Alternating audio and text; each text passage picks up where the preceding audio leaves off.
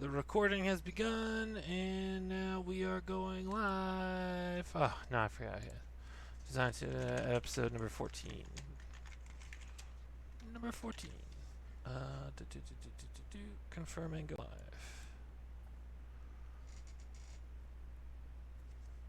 Okay. Hi, everybody. This is the Fey Design Court podcast. I remember names. My name is Mike Myler. I am a tabletop RPG freelance game designer and editor extraordinaire. You may know me from Level Up, or E-Insider, or Legendary Adventures Epic 5e, or a couple of other things. I am here today with my co-hosts, who will introduce themselves thusly. Hi, everybody. I'm Savannah Broadway. You can also call me Zan. I'll let yourself sort. I am also a freelance RPG Who's It What's It. And you might know me from Level Up and from the Gate Pass Gazette. And let's see, if you hear me mumbling to myself, it's because my tiny green velociraptor's in the room and maybe on camera later. So that's it. That's the tweet. Mm, Hi, everyone. My name is Akeem Favor. I am a freelance TTRPG writer, and I also enjoy doing game design. Woot! I had to pause. Had to pause. Um, I am also a sometimes sensitivity reader. that is one of the hats I have not worn yet. I don't know when they're going to need a sensitivity. The place I'm from is so insensitive. Like Pittsburgh is so insensitive. We're all and like it's not like we're mean, but like for example, the past 16 years I've shoveled the walk for everyone, right? And like the Mhm. next six houses, because it's stupid for me to go out and just do mine. I'm not going to just do mine. That's fucking ridiculous. And this year, just finally, after again 16 years, this lady on the end was like, "Oh hey, thanks for doing the walk. I've been meaning to thank you for a while, and I haven't." I was like, "Yeah, yeah." And it's not like I obviously think I should just be like, oh yeah, you're welcome, not a problem, because that's the normal human thing to do. But I'm in Pittsburgh, so I'm like, yeah. She's just trying to be nice, and I'm doing a nice thing. But like, this is what I'm telling you. So like, the idea that anyone's gonna be like, I need a white guy from Pittsburgh for some sensitivity reading is insane. Like, you shouldn't get anybody from Pittsburgh. And I want to tell you not to get anybody from Pittsburgh for sensitivity reading, but you probably should reevaluate all of your options before you decide that's the one. Anyway, love Pittsburgh. So, what are we? How are we? Wonderful promo. Yeah, Yeah, gaming conundrums. Isn't that our first one? they Gaming. should put you as head of tourism, Mike. You know, the guy I'm going to talk about actually is heavily involved in Pittsburgh tourism. I mean, if you want to take it away, that's a solid segue. No, I don't want to. Let's get some distance so it's harder for anyone to clip it and get him. He's a nice man. He shouldn't be suffering for the things I'm going to say. But um, Zan, did you want to go first? Sure. So mine is essentially the wacky shit that your players can get up to if you let them, and sometimes at least you definitely should. Because I was running what was it? The Pirate Adventure Path that Paizo put out. Oh gosh. The Skull and Shackles? Shackles. Yeah, Skulls and Shackles. That's what it was. My brain kept wanting to say Shattered Skulls, but no, Skulls and Shackles. Um, so the way that you start out the adventure is you have been press ganged, and you are waking up in the hold of this ship. And you start to wake up, you see each other, and before you can really get grounded, the door flies open, and the first mate, Mr. Plug, which is a terrible name. I'm sorry, guys, but it was awful. But Mr. Plug walks in and starts making his speech about how you've been press ganged onto the whatever the ship is called, and you're sailing under Captain whatever the hell his name is, and he's just very dramatic, like melodramatic, honestly. And all of my players were just kind of looking at each other, like, what is this shit? And so just sort of bouncing off of that, I'm like, yeah, and you see one of the pirates like standing behind him is also like looking a little embarrassed. And like it was meant to just be a throwaway line, but they ended up entirely adopting this person. And I, of course, was not at all like ready. He didn't fit any of the established NPCs. And I'm like, okay, what's your new friend's name? And one of them, no hesitation, is like Jeremiah Jorts. Oh, okay. Is it going to be part of his character arc that he like invents jorts? Yes. Okay, cool. You have a pirate friend who wears jeans, and eventually they will evolve into jorts. Congratulations. And so just based off of this like throwaway thing, he became their best buddy. He supplanted half of the pre-built NPCs. Like there's a part where you have to have some of the NPCs kidnapped to like by fish people to spur the players into action. And I'm like, they don't give a fuck about any of these people. It's got to be Jeremiah. Like, it's just how it goes. So yeah, let your players be like invested in things, because 9.5 times out of 10 that will move it forward better than anything a pre-generated adventure could do. Like Yes. no like shade to pre-generated adventures, they're important, but like nothing says players like Boblin the Goblin is our new best friend. Yeah. So yeah. Yeah. Uh, there's a lot of my. I think that's how I made the big bad evil guy, BBG in the 7 year campaign. Because at some point, Mm-hmm. it's like, yeah, can I be a warlock? Like, sure. Why not? It's like, well, I'm already dog character. Can I like I find a dog patron? I'm like, yeah, fine. Blue. Blue is gonna be a patron. And like that's what happened. And Blue ended up being insane and having insatiable hunger for secrets. And like, yeah, for sure. That's yeah. I didn't realize that that's how that entry came to life. I Oh do yeah, remember the stats for Blue. yeah. That was yeah, always let him run with it. What about you, So Akeem? What you good. got? Oh, yes. So one of my big things as kind of like a conundrum that I'm self-solving, but also looking for advice on, was that I had like a bunch of creative projects, and then I kept getting drawn in like multiple different directions.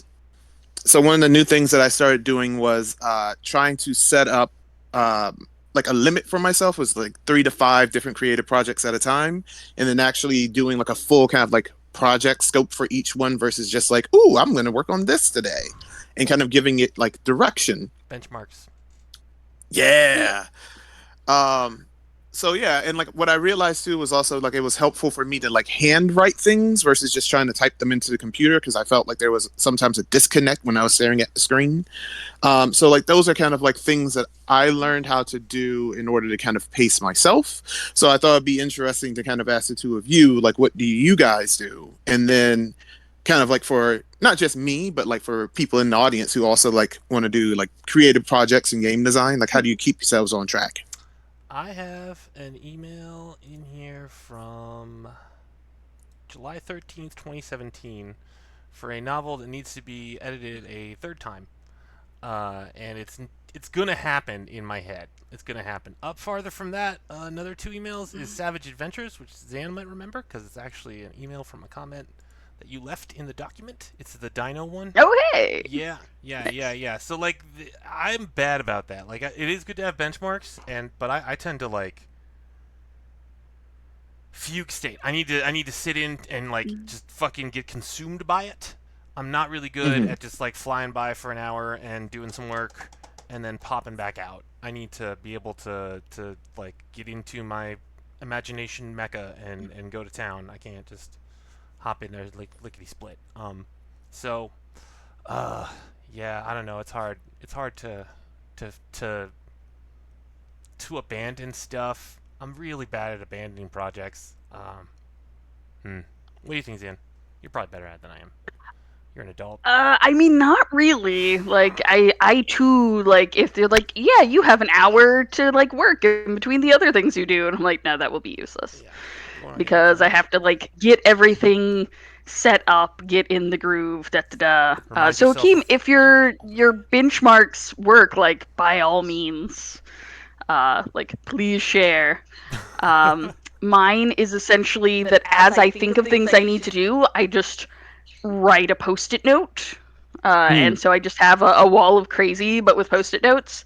And I try, when I'm on my game, to like go through and sort of combine them. Like at the end of the week or my work week, which I guess is today, I will like go through my post-its ideally and be like, okay, so this is what is left to do, and I will write a final post-it because otherwise I'll come in here on Monday and be like, I've forgotten how to read.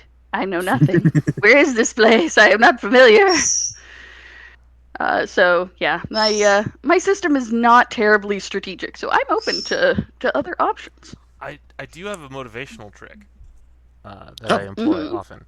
So when I find myself lagging on a thing or I'm like fighting to get forward, I take a second and I like make like a little promotional PDF or a draft of the cover, or I just like browse for some artwork that I might license for it and drop it in the doc for later. But like I try to like when I hit the wall with the typity or I'm just like feeling fatigued, that is a great way to reignite my enthusiasm for whatever the project is. Because I often end up biting up stuff where I'm like, oh yeah, no, I'll just convert this novel-sized book next week. It'll be fine.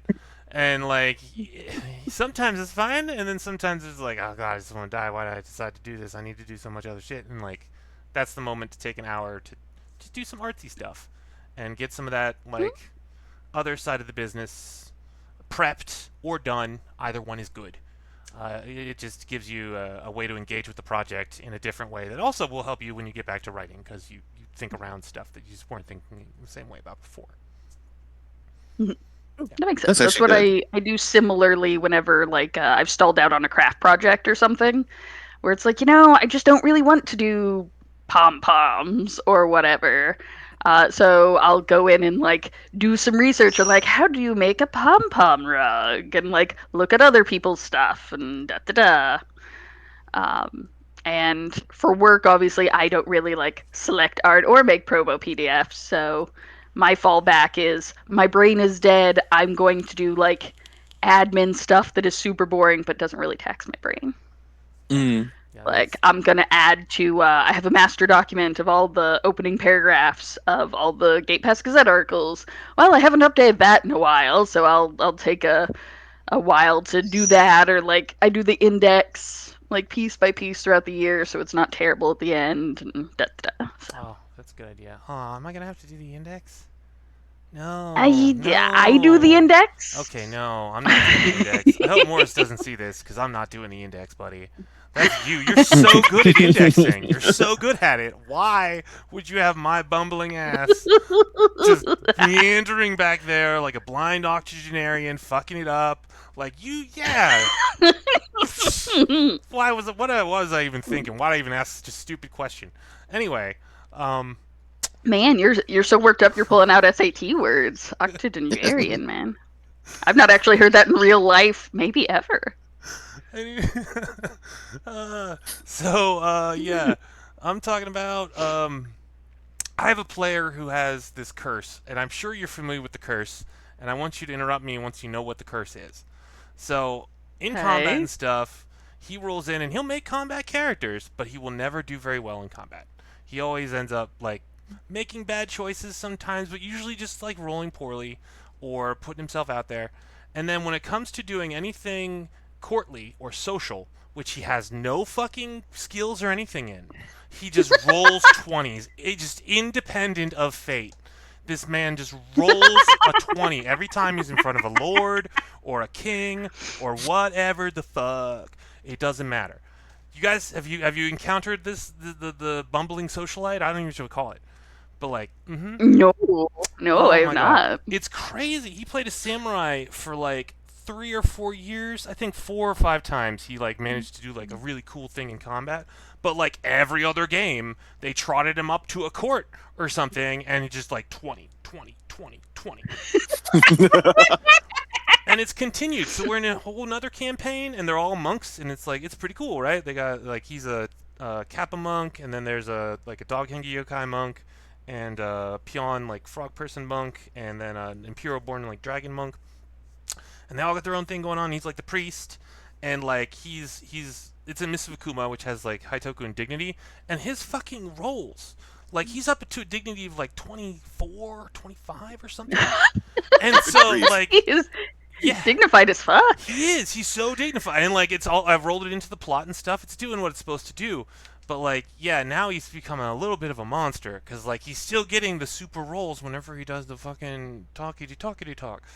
So yeah, that's what I'm dealing with. Ah. That's amazing. hmm And speaking of Miss Is Kuma, that Bundle of Holding has Miss Kuma up as of yesterday, and it's an insane value. I think you get all the good stuff for $25. All the adventure pass and the Very core books and the vignettes, the encounters. There's like 2 encounter books. Yeah, no, it's very cool. Go check out Bundle of Holding and buy a Miss Kuma Bundle of Holding. I think it's open for. I should know already. I'll tell you in a minute. How long do you open this for, Alan? A month? I'm gonna say a month. I think it is. It certainly ends in March. It ends in March. Yeah. And then there's a backer kit store for the complete class companion that will be ending this Sunday. And then I'll order everybody their books. But yeah, that project went really well. I don't know if you guys are following, but like we ended up northwards of $7,000, which is awesome. Yeah, no, that was really awesome. Congrats. Yeah, no, I was a little worried going into it, but no, it came out real good. Although backer I was kits, actually surprised you were worried. yeah. Well, I mean, I paid you guys like a grand, and a lot of my time went into it too. So, yeah, this is about where I need to be to actually make my money back. You know what I mean, for time spent on it. Yeah. Yeah. Right. So yeah, But I no. mean, like from the standpoint of like it's really good. Like same thing with Miss of Akuma, where I actually was telling a friend of mine about the game that you run, Mhm. and he was like, "Oh, that setting sounds fun," and I was like, Oh, "It is." it is. We're going in the wrong part Go of do it. this So thing. like, it's supposed to be low level. Like you should if you once your characters hit like 15th level, you should be retiring them in Miss of Akuma, probably earlier. And Dixie, who is one of our playtesters, he is my head of minion sciences. He's been kind of depressed, more than usual lately. And so when I asked him what he wanted to do for epic playtesting, because he's also one of my go-to playtesters, he's like, "Oh, let's do Miss of Akuma," and I was like, "Okay, yeah." And I made a whole source book for it Let's see how this works. it's not predicated for it. Like it's like none of the stuff. Like I don't think anything. Only the dragons get above CR20 in the core book, and like you guys are routinely fighting CR20 plus stuff. So yeah. That'll be a weird thing to put out because I'm gonna definitely put it out. But yeah. Usually it's supposed to be much lower and it's much cooler that way because like the Haitoku indignity and like the hordes of zombies and the myths are actual threats. Um, Mm-hmm. yeah, and you have to get into the social politics. Yeah. It is a very cool setting.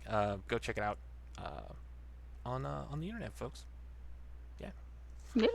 The All right. modern internet. I know. Before it's destroyed.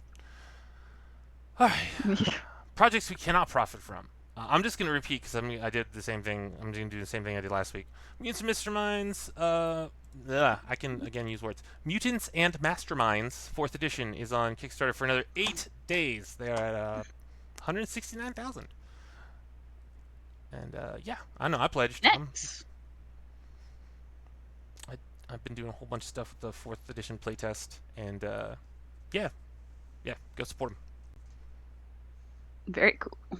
What you guys got for your? Yeah, I'm really digging their art. Oh yeah, no, the art's always been very good. Like 4-color. Uh, well, they call it 4-color because it's like heavy, bold, fucking comic book style. It's great. Oh yeah. Mhm. Yep. I want to hear about this Peasants Revolt RPG you got here, Akeem. Yes. Got the bullet points going on. Lay it on me. Yeah, so it's called Gallows Corner, a Peasant's Revolt TTRPG. It's by Three Sales. Yeah, tongue tie. Three Sales Studios in Manchester, UK. And it's on Kickstarter. And I'll just read like the little blurb that they have. The year is 1376, 5 years before the Peasants' Revolt. Half of England's people are dead from plague. You are a peasant among those who remain, and you're about to become an outlaw. And I just love games where it's like focus on themes of like rebellion, revolt, and like resistance. Just my favorite themes. And basically you play as, because I wrote notes, but I'm truncating. You basically play as everyday people, peasants and working class people in an alt historical medieval England. And the reason that I like it is obviously because it is useful for telling stories of rebellion and revolution.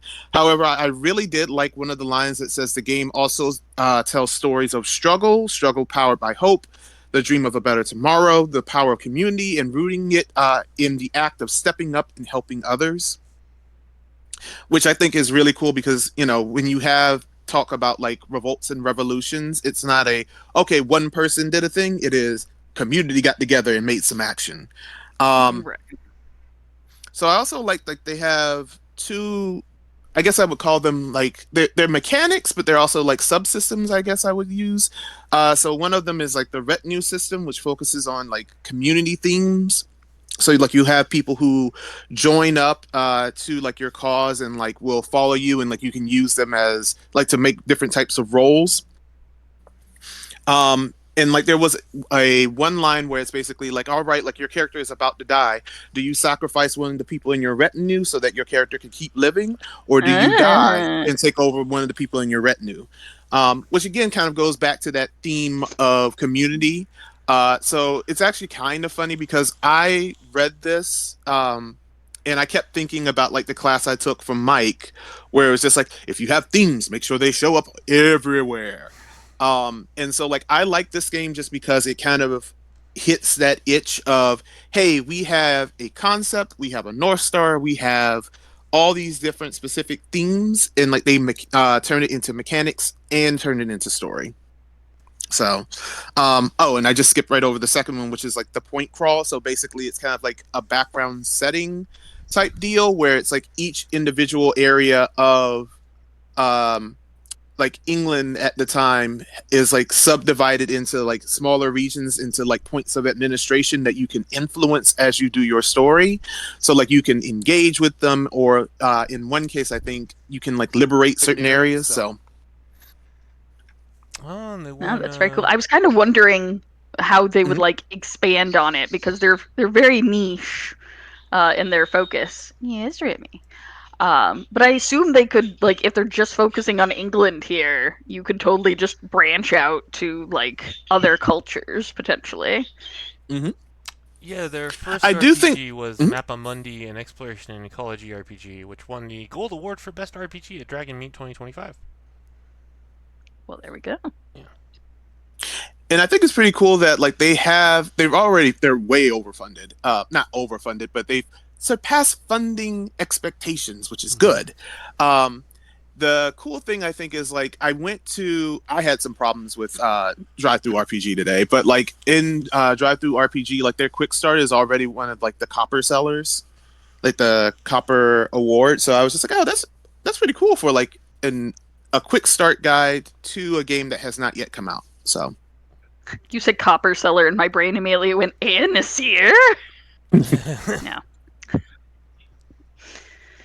no, wrong kind of copper seller. I will say on that reference, it's been very funny how often that has been coming up in memes lately. Dude, the quick start is 105 pages. Oh, Beefy. that is very beefy. Yeah, and like the mechanics are pretty simple, where it's basically you have Oh no, I'm three not. like traits. I think the Mr. Fukuma primer is the same size. I can't. I'm not. I'm just saying that's a big one. Usually people are like, "Man, you went so big." Like, I ain't going. Look at these guys. They ain't going so big. But yeah, I like it. I like the themes. I also like the fact that it's relatively simplistic for people to pick up and play. I think I saw a line where it says like the entirety of like the main game rules are on 2 pages. Yeah, it looked Nice. pretty simple from the basic outset. Also, there's a bunch of free rewards for Kickstarter backers. It looks like 4 free PDFs just Hmm. for backing. So if you were interested, Hey. bam. All right, Yep. that's cool.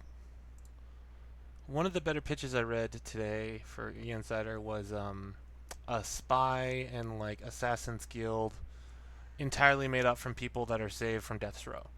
So like people who are like slated for execution and are gonna die, get saved by this organization, and then press ganged into the organization. I was like, Mm-hmm.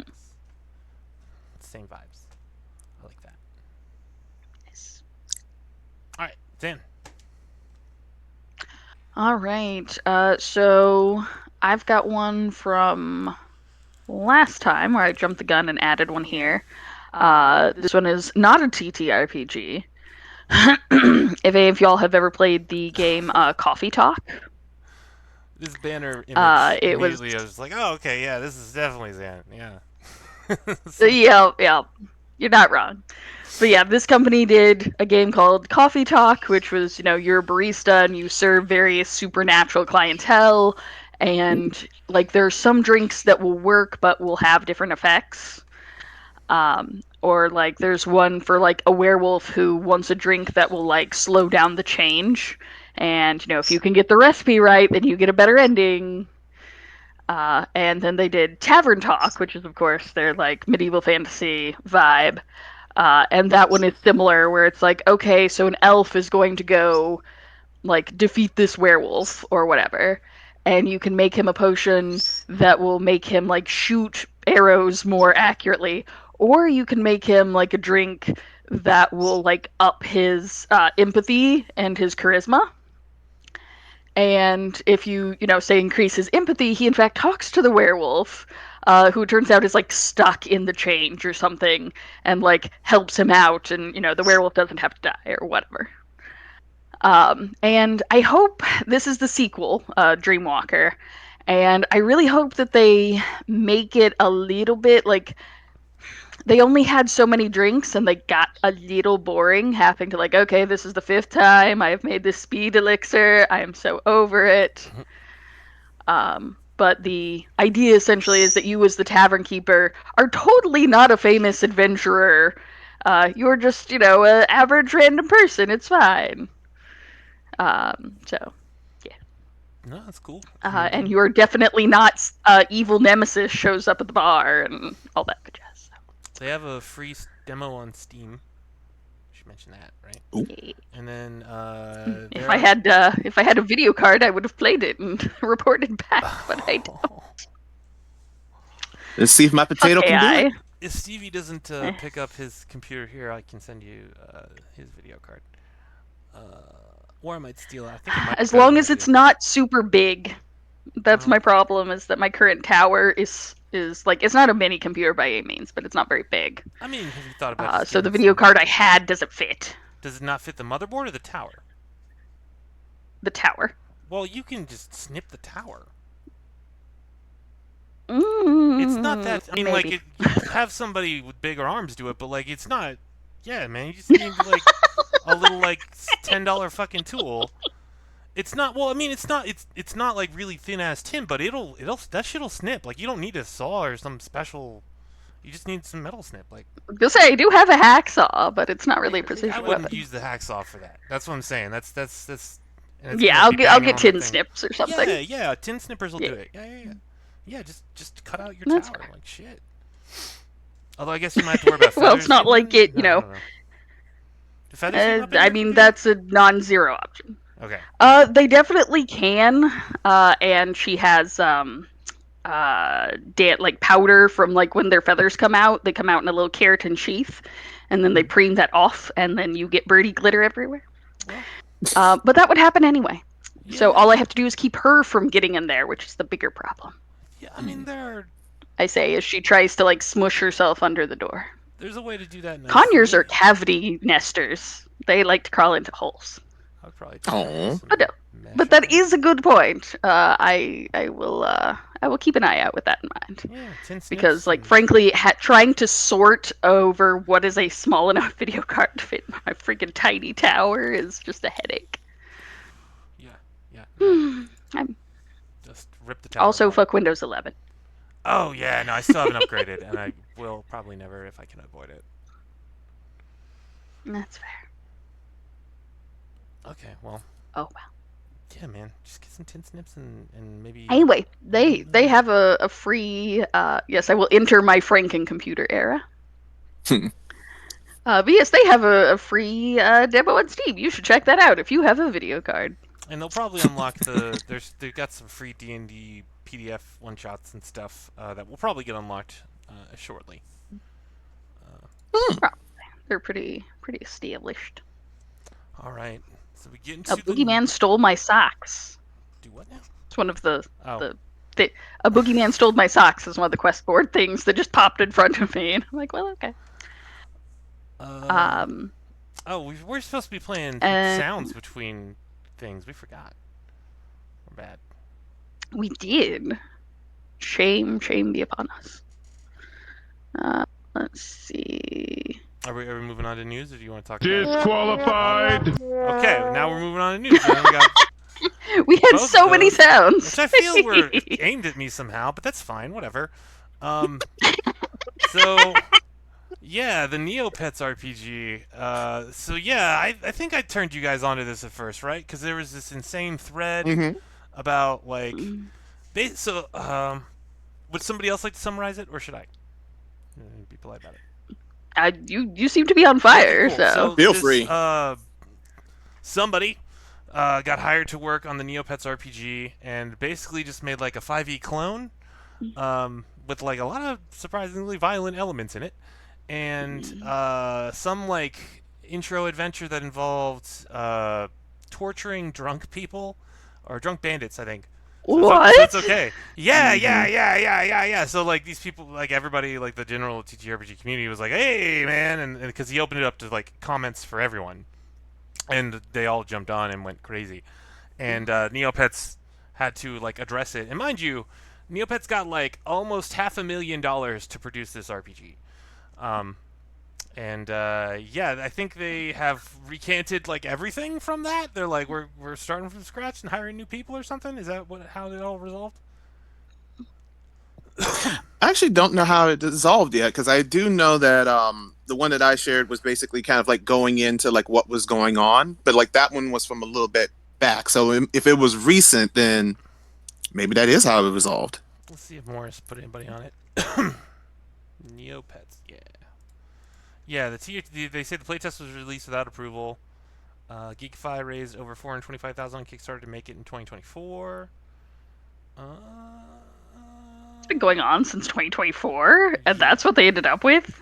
Yeah. Well, a lot of these people, like, what was I amazed by? I shouldn't talk badly about them. You'd be surprised at the mistakes that people make hiring companies, thinking like, oh yeah, these people look legit because they have a nice website. And then you get, a bunch of amateurs who have a nice website.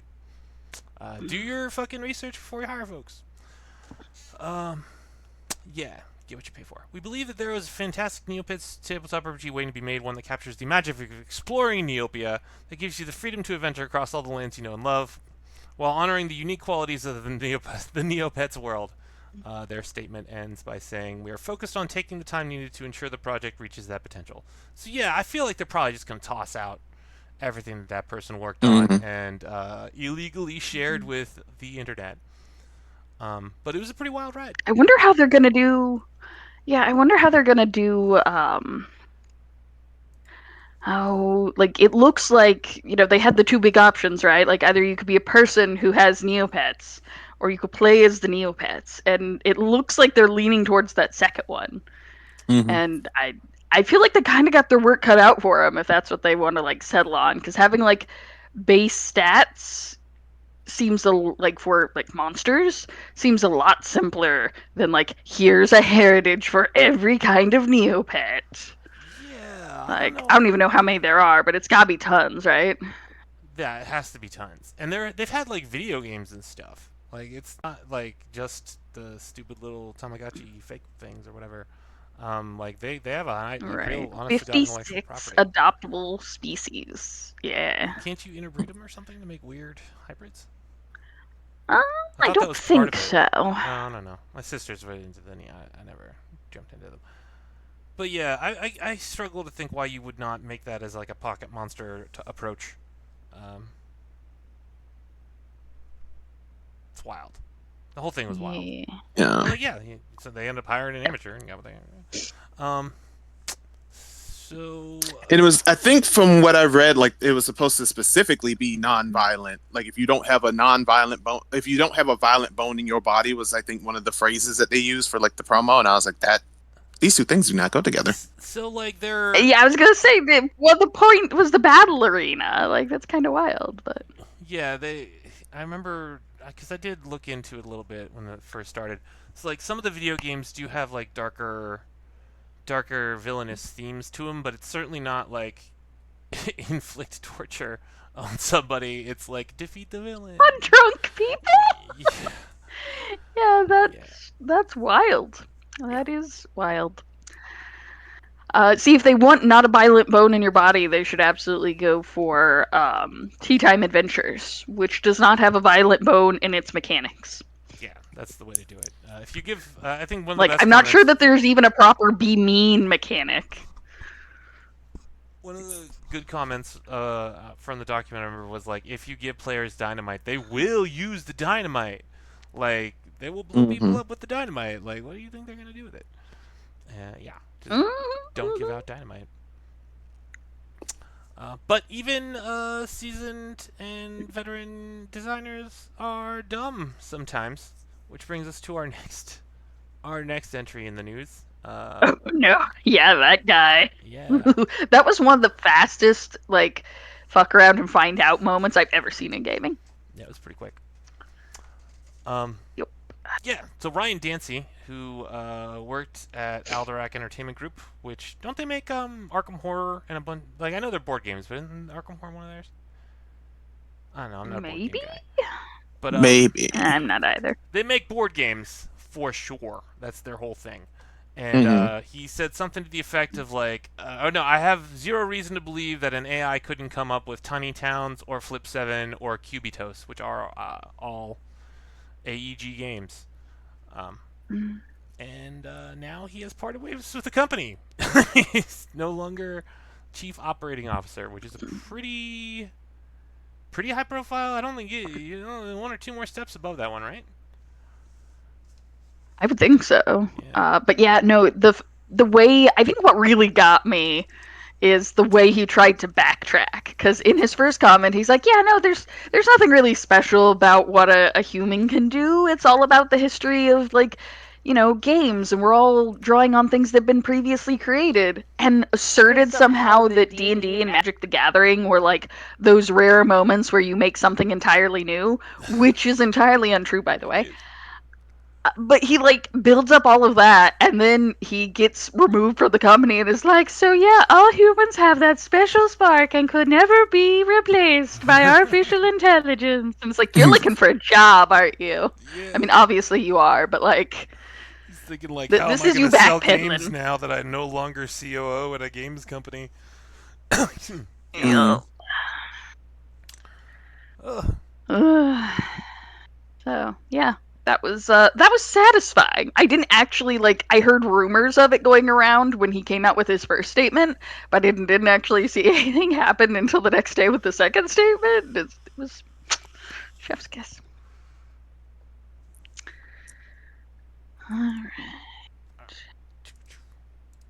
I can do the next one, which is Baldur's Gate. So they're making a TV series uh, through HBO through the using the same co-creator Craig Mazin that worked on The Last of Us, which I think is interesting. Apparently, the storyline is going to be taking place after the events of Baldur's Gate 3. It's supposed to follow the party, but it also is supposed to introduce like new adventurers and new stories. I think one of the things that they mentioned in the article from Deadline was that they're actually looking forward to telling the stories of kind of like not necessarily everyday adventurers, but like starting adventurers. So it's not Mm. just like, look at this super powerful party and look how they do things. It's also, okay, like here are some level one scrubs and how they try to survive, which I think is That is pretty pretty. cool. Yeah, I suspect Wizards is still going to manage to like faceplant the landing. Yeah, I Like they do. have so many options to like run with things and do things, and they're like me. This is this is also alongside the Forgotten Realms live action that they're doing on Netflix. Oh, I didn't Separate. even hear about that. Oh, I didn't hear about that one either. Yeah. It's called the Forgotten Realms, I think, and it's Well, produced by that Sean Murphy. follows. Yeah. There we go. I mean, I don't know. I think I mentioned this to you. It might have been somebody else, but like, I give you, I mean, generously, 5 episodes before it's the Minsk and Boo show. That's what my guess is. You know, that's yeah, that's entirely fair. Yeah. I'm also wondering what the backlash is going to be because obviously part of the point of Baldur's Gate is that there, hi Remy, are a ton of endings and things, and so if they're doing picking up after the game, and this would happen if they were picking up at the beginning of the game, but after the game, they're like establishing canon endings essentially, Yeah. Mm. Yeah. which should be interesting. Well, they're not picking up. Larian's not picking it up again, so that's Right. a. They've already, I forget what they said they were working on next, but not doing sequels, which is funny because that's the main thing I've seen them do. I think from one of the articles I read, they Larian said that they basically want to start focusing on their own stuff, kind of like Divinity. Yeah, I was gonna assume that Mm. Divinity 3 was on the way. That's what I figured. Because like I will say, like one of the big things is just that they've gotten Larian Studios anyway has gotten like such a positive I feel like reputation for like people in the community just because like they like when I got like the what's it called the beta and stuff like and I was testing things out like I enjoyed the fact like they would actually talk to people which normally doesn't happen for games Hmm.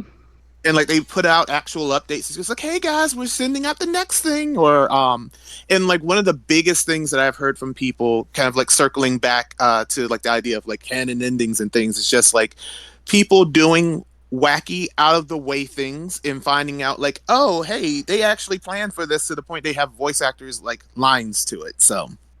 Hmm. So I'm just I don't know. I'm just interested to see like how that works out for television, especially like if Larian's not really directly involved, because I'd be curious. Like sometimes I do think about like I don't think Larian's gonna be from involved at all, Larian, man. like no, they're not. They're Yeah. not. But what like that's what I'm getting at, where it's just kind of like when I think of Larian in like Baldur's Gate 3, which is a project that they worked on, I sometimes question like, okay, how did they actually sit down as writers to come up with like the different plot lines and storylines? Two, okay, now we have the television show, which is going to be based off of Baldur's Gate 3, where Larian has no like investment, like no involvement Yeah. Well, I for mean, like plotting and things like the that. So, showrunner's probably gonna lay out like boundaries, like okay, so this is the state of Baldur's Gate now, and like here's what happened with this plot line, here's the ones we're gonna worry about. But like, I don't think it would go much further mm-hmm. than like a couple of squares on their big fucking wall in the writers' room. You know what I mean? Mm. Maybe Right. profile sheets like that. Have they talked about whether or not they're bringing in any of the folks who did voice acting on the game? I know there were like They Yeah, they're are, talking to him. Yeah, talks. but yeah. it's live action, so Because like, people are so, yeah, I was gonna say people are so invested in the voice actors, but like you said, it's live action, so like, I don't know. We'll see. yeah, we'll see. I mean, I, Yeah. I, I as for as bad as it was, I would have taken like 3 or 4 more of the original D&D movies. You know what I mean? Do you guys? Hmm. Yeah, with fucking Damon Wayans and who else was in it? Jeremy Iron, I think, was it. He was the bad evil sorcerer guy trying to get the dragon orb. Oh, It was terrible. It Hmm. was Yeah, terrible. It was it's a been. terrible movie. But like, I would watch 3 or 4 of them. Like, yeah, yeah. Like, so I mean, yeah. I have Yeah, low I need to rewatch expectations. those. It's been Keep low ages. expectations. That's what I'm saying. That's the trick to enjoying these things. Low expectations. mm. I am sort of worried that there's like I forget what they called it, the such and such effect, where like essentially if it's not massively overwhelmingly popular, it's just going to get canceled immediately. Yeah. Um, Yeah, the Netflix. I don't know if it's the Netflix effect, but that's how Yeah, they do it basically. Um, which is just yeah. yeah. Yeah. Anyway, I know. I think we're gonna it see. doesn't all have to be Game of Thrones, damn it. I mean, I think pretty. mm-hmm. I don't know how much more. Okay, so this is a larger discussion about like the dissolution of the American monoculture, but I don't think when that like breaks up when it's no and like because think about like what's mainstream, like who decides what's good art anymore for say music. In the 90s, that was pretty easy to Right. identify. 2000s also easy Mm-hmm. to, but it's starting to lose its hold, right? And like at this point, I don't think record executives decide much of fucking anything about music culture at this point. I think Taylor Swift decides things, and like on a local level, that like show organizers and venue owners probably have a lot to do with it. But otherwise, it's just like what fucking hits or doesn't. So like if you get the plays, Right. people are talking about your shit, then that's what's up. And in when Hmm. that transitions out of music to like film and television, or what was left of television, I don't think that Disney is going to be in as awesome a position as they were for the monoculture. And we're going to Mhm. see like a rise of independent studios and filmmakers and other shit like that like just wasn't able to be supported by the monoculture, but with this emerging fucking thing like with music, like yeah, I don't know. I We'll mean, see. I suppose Iron Lung is probably a solid example of that. Mm. Is that a The band? Because he self-funded the whole thing, didn't he? Okay. Yeah, Oh, yeah, the it would movie. took like what, 1 million, I think. What's up? Is Hmm. that a movie? Iron Lung? Yeah, it's Okay. Yeah. if you're familiar with Markiplier from YouTube gaming, Okay. I am not. um, Okay. that's fair. He's a quite big let's play like YouTuber and has done various smaller film works. And this time he did a one of I hi did Remy. hear about He Iron did Lung on one like of NPR or something. yeah, Iron Lung was a horror game that he played, and ultimately they did a movie of. Um, and you could say that definitely a lot of its success is that there are literally millions and millions of Markiplier stands, Sure. and I'm sure that was at least a little bit of it. But it did do like surprisingly well. It made back its budget like over 7 times or something. So I don't want to like talk about the cyclical nature of history, but like the earlier studio systems kind of operated in the same fucking way. Like Maurice Chevalier went where he went, and the money followed Maurice Chevalier. And you have no idea who the fuck that is, but he was a very important actor when sound started. He had a funny hat. Anyway, Charlie Chaplin, same fucking deal. Like, I think at one point somebody told him no, and he was like, "Oh fuck you," and just like went over and did it. So like Buster Keaton, like that, and like okay, we only have like 10 minutes, and this is like a whole hour talk about postmodernism. Um, I mean, maybe that's like maybe we have an actual conversation about it, like a full session, maybe. yeah, I mean, if you guys, yeah, sure, I'll do that. Um, You know who wouldn't do that? AI wouldn't do that. But Hasbro CEO Chris Cox wants you to believe otherwise. No, so like this is about him. This is a board meeting. I don't think you're ever going to get anything reliable news out of a board meeting. That's a dude going to sell his shit that he has done to the people who will decide whether or not he gets to keep selling his shit. When they're saying like they've been Mm. doing AI integration across Hasbro, you know where else they've been doing AI integration? The food supply chain and Home Depot, which is why a lot of places don't have fucking salt or shovels or snowblowers. So like Hasbro's probably doing it on the back end of the corporate bureaucratic structure. I don't think that they're going to be dumb enough to wing it around near the artists or creatives at this point. Um, Again, yeah, again, right? Like I think they learned their lesson. They're gonna wait a little yeah. while until the blisters are healed, and then they'll stick their hands back in the fire. I'm sure. Um, but yeah, that's what that was my take from that thing, man. I think it's just him getting up trying to defend his job. Mm. Yeah, and I don't know. They're all huffing their own farts with this AI stuff. I can't wait for that bubble to bust. Honestly, No yes. kidding. It's part of the reason, like for context, part of the reason that I included it in like our bank of ideas was basically just kind of like offsetting like that whole thing about guy going like, oh yeah, like creatives, we don't need them, we can just have AI create things. But like in the grand scheme, I think it's always interesting just how much it seems that people are trying to force AI versus like here is how it is actually helpful for you, the everyday person. It's like You we mean need it's not AI. competing in the marketplace of ideas? Mm. Jeez. Firefox just Like I just find that interesting. they just Yeah, no, updated the absolutely. browser. I think that that was the update that happened this morning that almost fragged my computer. Um, but yeah, you should be able to shut Oh, off all the AI stuff in Firefox now, just as like a regular setting. ooh. Yes, I meant to look it up, but then I I had a love very busy that. morning. I will do it today though.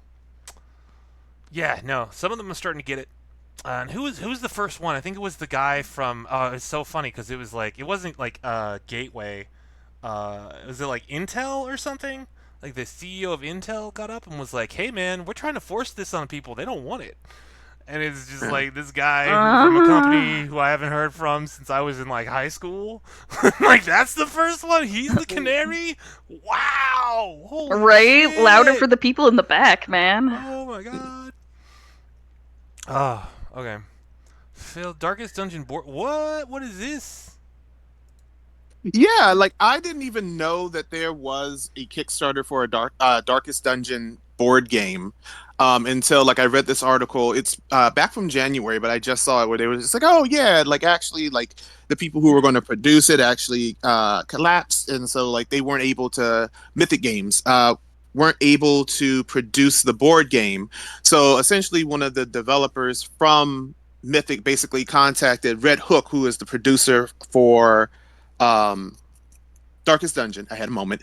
And so basically went like, hey, like we would like to release this, but because it has like the creative license for obviously Darkest Dungeon, like we just need your permission. And Red Hook was just like, yeah, sure. Like if you back the Kickstarter, you get like all of the assets, you get all of the files and everything. You just don't get like the physical game system. Yeah, Which I this thought is was actually pretty.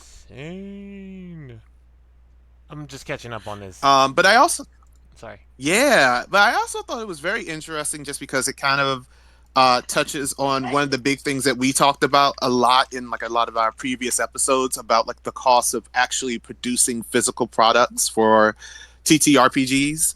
Because Mm. one of their big things was like when they were talking about it, they just said that they don't have the Red Hook, which produces Darkest Dungeon, doesn't have the board game manufacturing expertise.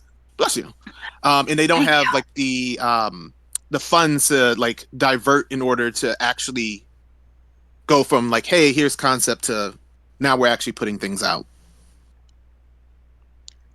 28,842 backers pledged $5,657,479.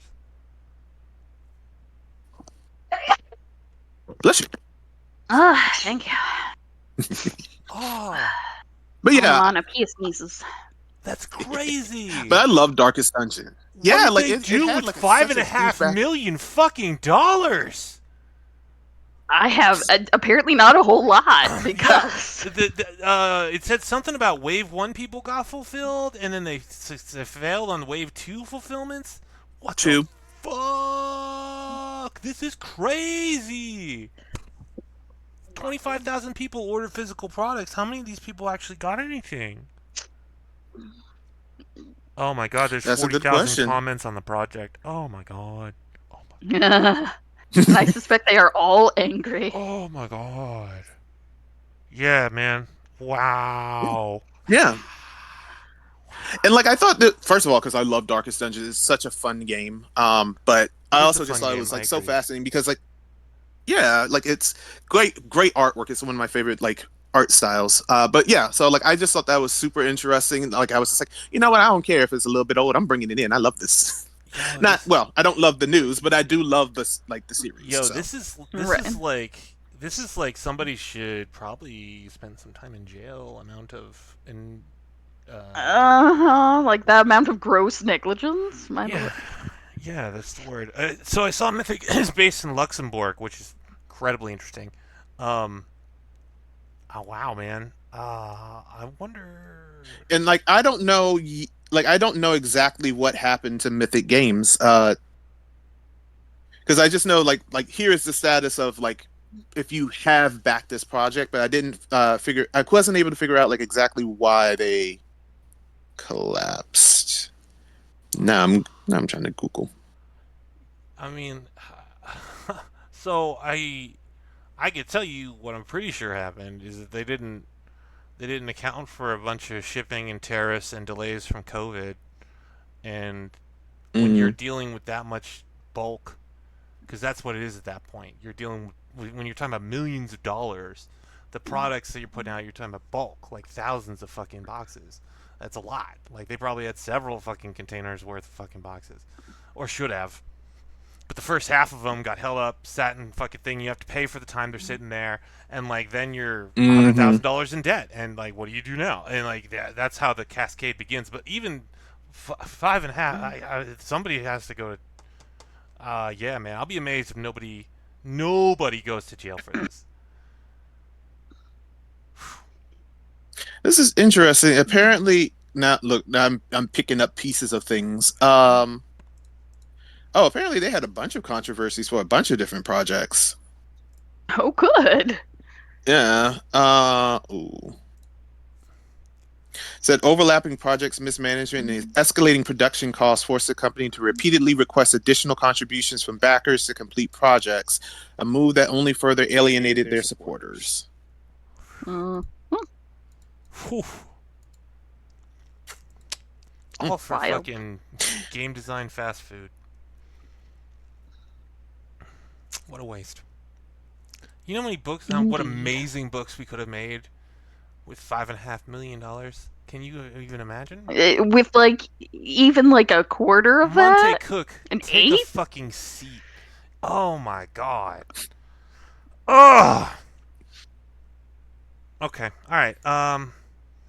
Last news. The My no ice condolences in for your Minnesota. pain. The no ice in Minnesota itch.io bundle raised almost $500,000 for legal aid for immigrants, and I think it's probably still up, isn't it?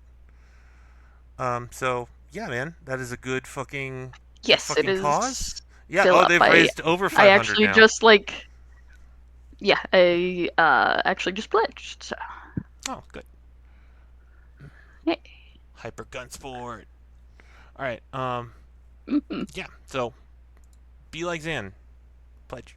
I will probably do that when I $10, get off here. like can't beat it. Yeah, I was gonna say It's literally like 1,400 things there's that gonna you be stuff in receive. there you're gonna enjoy. All right. We got 5 minutes. Other media of interest. Somebody sound. Yeah. Toasty. All right. Infernax. If you did not play Infernax, it's great. It's like a like Castlevania, like straight up Castlevania type game. And they just released, or not just released, but I just found out they released a couch co-op like update, which I am so excited to play with Yeah. my friends. And also, I played. I got Orcs Must Die 3 off Epic Games for free at some point, and I played it last weekend, and I played it for like 5 fucking hours. It's really great, first-person shooter Infernax. Wow. slash yeah. Infernax is just like an old school, like 16-bit platformer. Orcs Must Die 3 is a Right. first-person shooter like tower game, where like the orcs pretty much follow predetermined paths that you can kind of see, and you just like lay out a bunch of traps and also shoot them once they're coming in the waves. Very very satisfying. Totally sucked away one of my afternoons. If you find it cheap, it is worth it.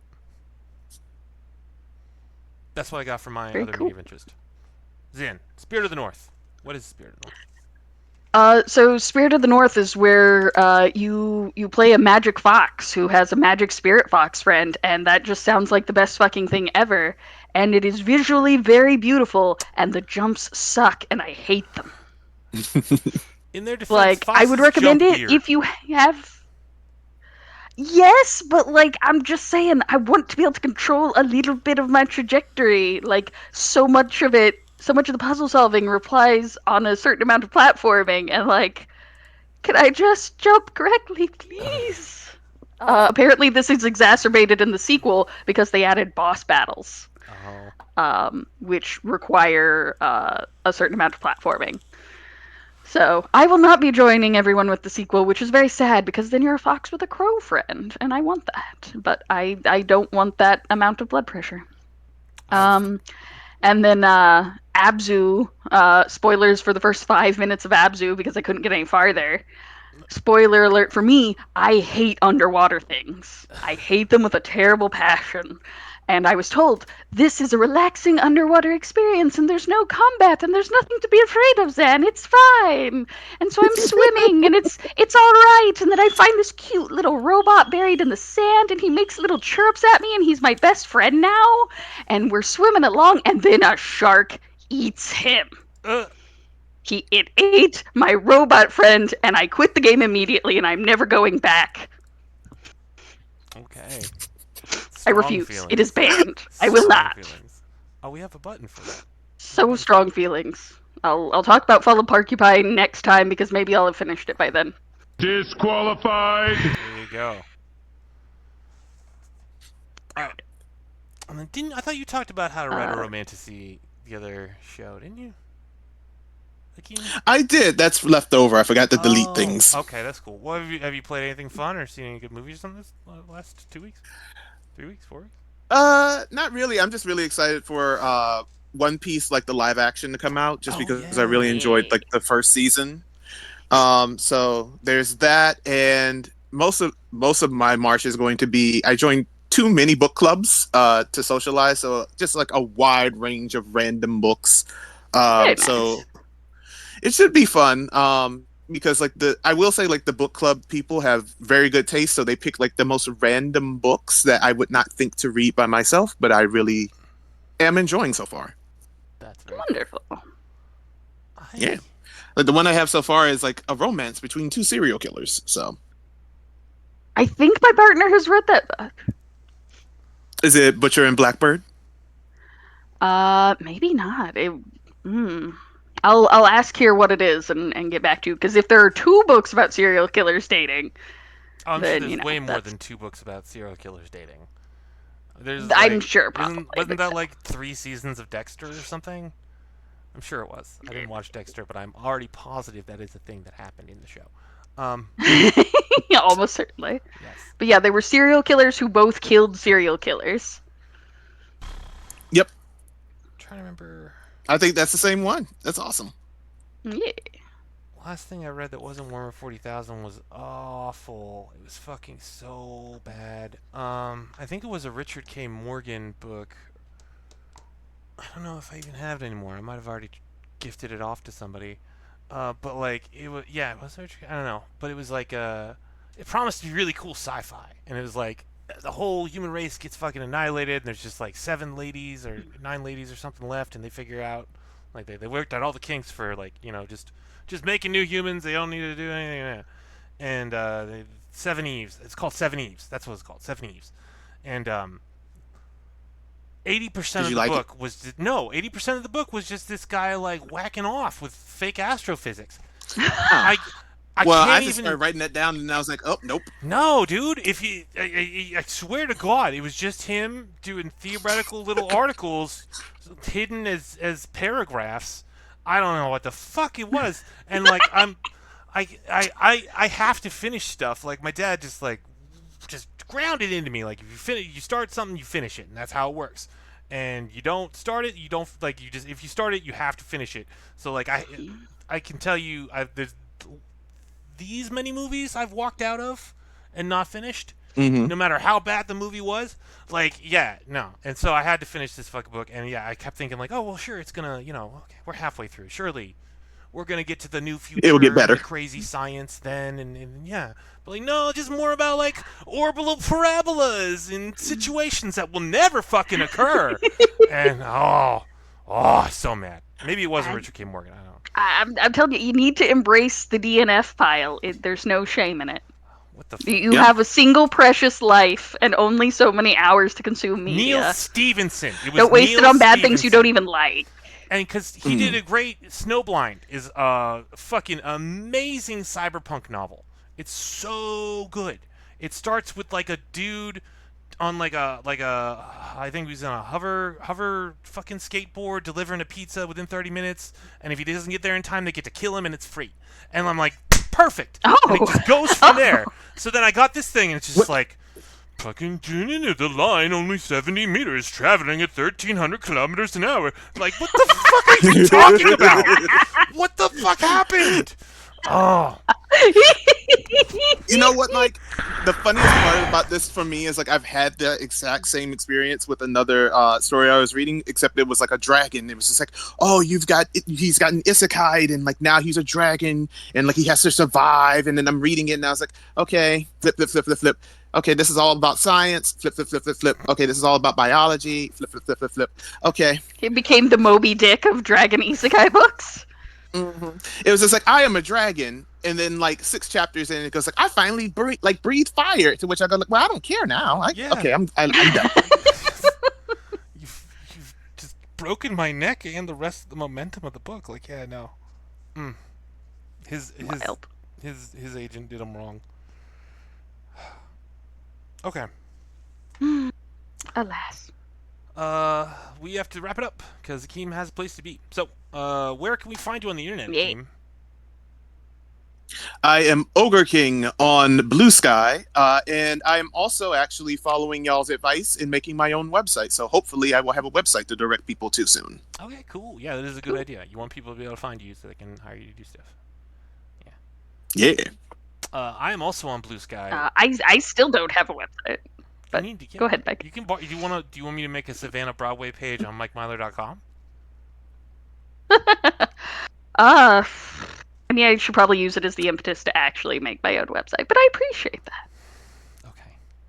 Man, I was gonna But have please the continue. You have a funnest website fucking because you have afternoon. your shit together. Yeah, you can see my stuff at MikeMyler.com. And then also I have the Blue Sky Mike Myler on there, and those are the two best places to find me.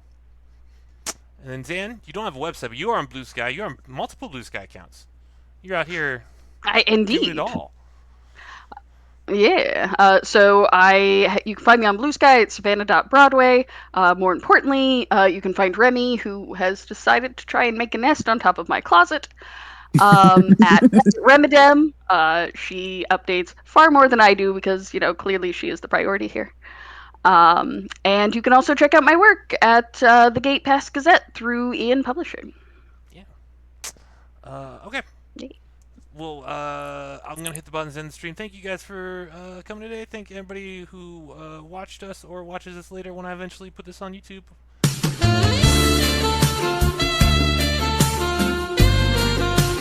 Yeah, that's a better way to finish. Thank you. Good job.